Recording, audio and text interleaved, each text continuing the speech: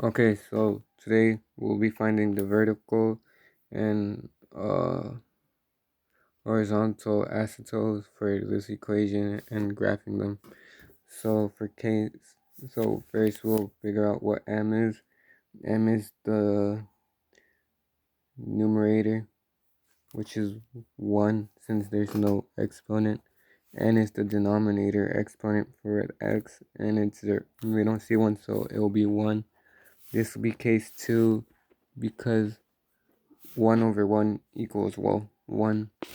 And we could already find our uh, horizontal asymptote, which is 2 divided by 3.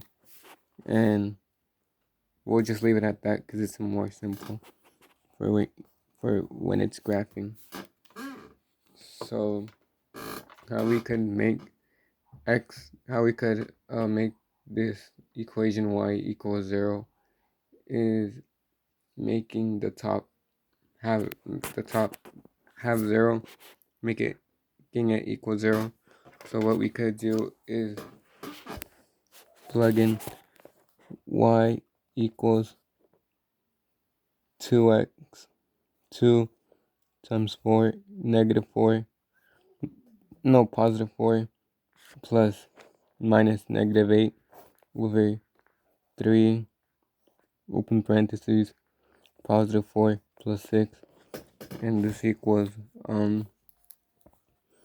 8 minus 8 and 12 plus 6, which equals 0 over 18.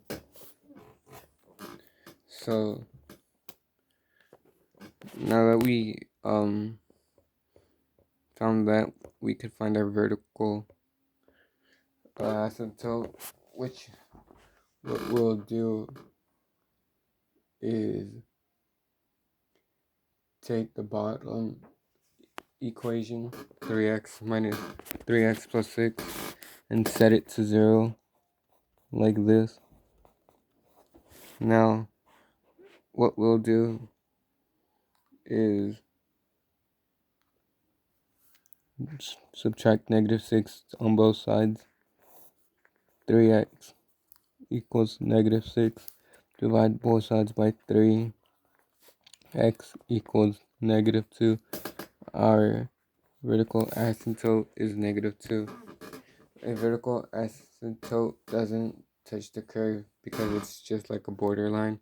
It tells us where the tangent or the line doesn't touch.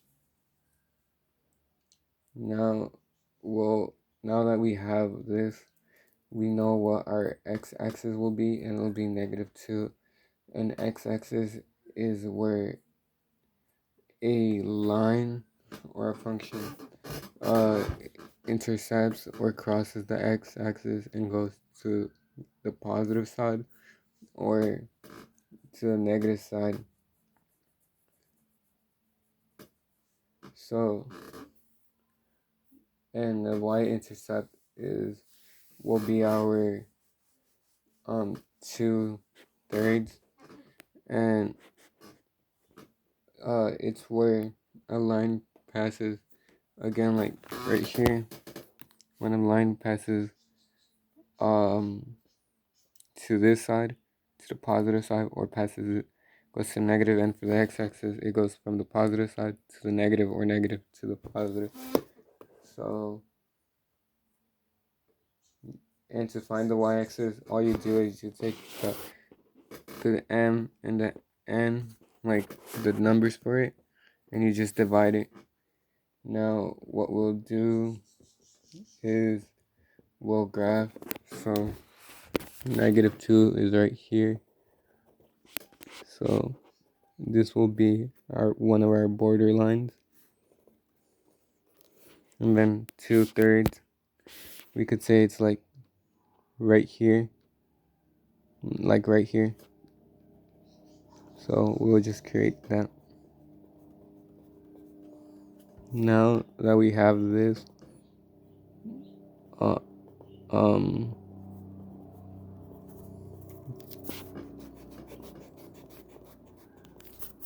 now that we have this done, we'll be finding an equation on this side and on this side.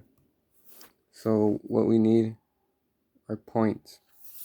So we'll create a table x over y, x and y. And for the first point, we could do -1. So what we do is we plug that number into here, into our equation where the 2x and 3x is. So it'll be 2 open parentheses minus 1 close parentheses minus 8 over 3 open parentheses -1 close parentheses plus 6. We get -2 minus 8 and -3 plus 6. We get -10 over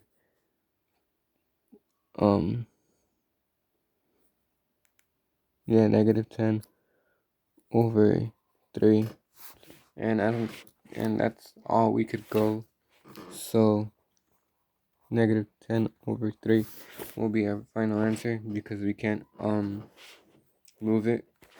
So -1 and then -10. You could say it's like around right here. So this is where this line comes from and touches. So we could say it's like, we could predict or estimate it's a line like that. Now what we could do is here -3. So -3. We do the same thing. So 2 open parentheses minus -3 close parentheses minus 8 over 3 open parentheses -3 plus 6, and we get -6 minus 8 over -9 plus 6, and we get -14 over 15. I think, yeah, 15. And well, because both are negative, this turns to positive 14 over 15. So it'll be like all the way up here, I guess. And this is where like the line will go through. So it'll go, this is how it'll originally look like. This is all for the video, for the math video.